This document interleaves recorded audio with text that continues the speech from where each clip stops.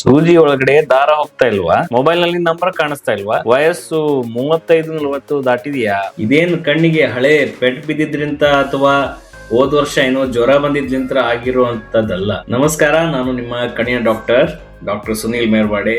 ಇಲ್ಲಿ ಡಾಕ್ಟರ್ ಮೇರ್ವಾಡೆ ಕಣ್ಣಿನ ಆಸ್ಪತ್ರೆಯಲ್ಲಿ ನೇತ್ರ ತಜ್ಞನಾಗಿದ್ದೇನೆ. ವಯಸ್ಸಾದ ಹಾಗೆ ನಮ್ಮ ಹಲ್ಲು, ಮೂಳೆ ಅಥವಾ ನಮ್ಮ ಬಾಡಿ ಫ್ಲೆಕ್ಸಿಬಿಲಿಟಿ ಹೇಗೆ ಕಡಿಮೆ ಆಗುತ್ತೋ ಅದೇ ತರಹ ವಯಸ್ಸಾದ ಹಾಗೆ ನಮ್ಮ ಕಣ್ಣಿನ ಲೆನ್ಸ್ ನ ಫ್ಲೆಕ್ಸಿಬಿಲಿಟಿ ಕೂಡ ಕಡಿಮೆ ಆಗುತ್ತೆ. ಅದಕ್ಕಾಗಿನೇ ನಮಗೆ ಹತ್ತಿರದ ದೃಷ್ಟಿಗೆ ಕನ್ನಡಕ ಬೇಕಾಗುತ್ತದೆ.